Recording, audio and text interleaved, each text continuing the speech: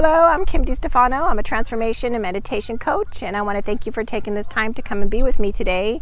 And the topic of conversation today is going to be about self-judgment, mostly about dropping the self-judgment.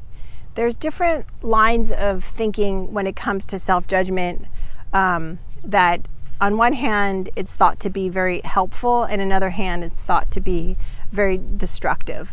So the part of it that would be thought of to being helpful is when we're kind of assessing what our thought processes, our behaviors, our actions, if those things that we're doing are really aligning with our values and our desires and our wants for ourselves and for the people around us. So sometimes it's like an assessment skill, but if you're going to look in self-judgment in that way, really that's not so much self-judgment, that would be more discernment and self-awareness. Self-awareness and self-discernment is definitely much more, that's definitely helpful. There's a different frequency and a different feel between a judgment and a discernment. Like if you look at it outside of yourself,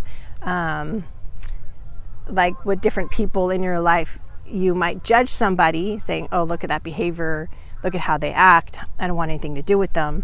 And then another part of that would be a discernment saying, okay, their actions and ways of being don't really line up with who I am, so I just choose not to be around them. It's two very separate things, because judgment has sort of a morality and a condemnation to it, where discernment has much more of awareness and an ease and allowing and a flow about it.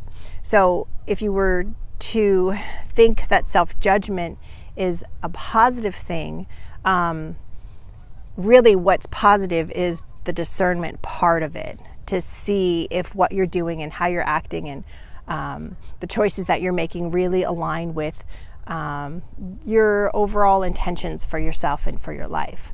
Then that part's healthy. The part that's not so great is the self-judgment. This is something that I've consciously been working on myself for a very long time, and I've gotten much, much better. It's gotten to the point where I can almost not even tell if I'm actually judging myself. So I have to be very conscious about that.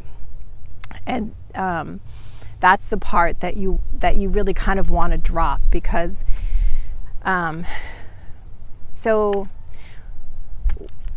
for me, any kind of self-judgment I have, what it really kind of does is slow down the very thing that I'm trying to do. It has, it's like an unnecessary ingredient to the mix of my transformation and my creation process for myself. So any kind of self-judgment I have about where I'm at and what I'm doing and how come I haven't done that yet, and when that energy of self-judgment comes in, it just slows it all down, puts another level to it that doesn't really need to be there, and it actually kind of keeps me out of and away from the very thing that I'm trying to create or make happen for myself. So be aware of what you're doing internally. Notice the cues that you have.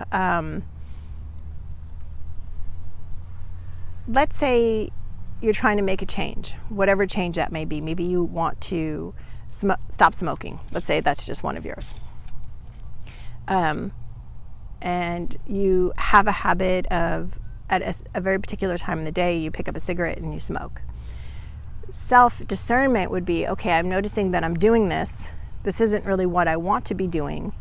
What can I do, and how can I start to change this habit to kind of align myself, my actions, with what I'm saying that I want for myself? I want to stop smoking because I want to be able to walk this 5K with my girlfriends. So let's say that's what you have going on. A discernment process would be, okay, I'm noticing this isn't really working. What can I do to stop it? What's a practice? How can I cut back on this? And you start to ask those kinds of thought-provoking, positive kind of thought-provoking questions that when you ask your mind those kinds of questions, your mind will give you back really solid actions and ways of going about it. So the discernment process lets you assess what you're doing in a way that gives you an opportunity to just sort of make the change, and then the judgment part would be more like, oh, look at me, I said I'm going to change and I can't do it, what's wrong with me, how come this isn't working, I must be weak. And when you have those kinds of thought processes, those self-judgments, what it does is it slows down your actually being able to change, and it makes you feel really crappy about yourself in the process. And it's sort of like it puts you in a holding pattern. It's like you're stuck in that pattern and you're feeling really bad, and there's nothing you can do to change it in that moment. And there's really no joy in this. And when we do that, we kind of sometimes just stop what we're trying to do because we feel so bad in the process of trying to change or trying to make something happen that we just don't even want to do it because we just feel bad about ourselves. And it's not the act of the changing that makes us feel bad, it's the judgment that we have about the change. And so when we're in self-judgment, we're asking, well, like, what's wrong with me? How come I keep doing this? If you ask that set of questions, self-judgment set of questions, then your mind will give you those answers. Oh, this is what's wrong with you. This is why you keep doing this. This was bad or weak or whatever that may be, that stream of thinking, it will answer your questions. Where the discernment part, the conscious part, the awareness part, well then when you start to say things like, okay, well, how can I make this happen? What are ways that I can do to stop this habit? Then your mind will be like, oh, here's how you would do that. So you have to be very aware of some of the subtleties of our own thinking patterns, because it can really make the difference. It can really either break you in your process or really support you in your process.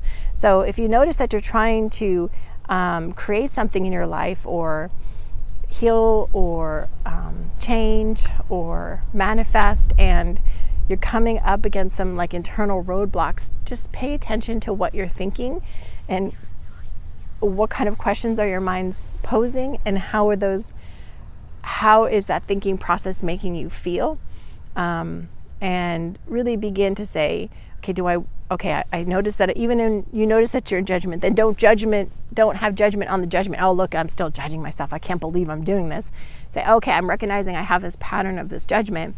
How can I switch this into a form of a discerning kind of questions? And then you'll start to be able to break down those habits and those patterns of any kind of self-judgment. And that is my encouragement for today. I did create a meditation to help people. It's really about letting go, and letting go of self-judgment, self-ridicule,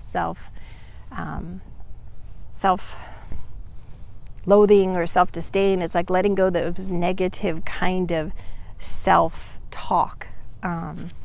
Letting go of your self-judgment. You can find it on my website at yourtransformationisart.com.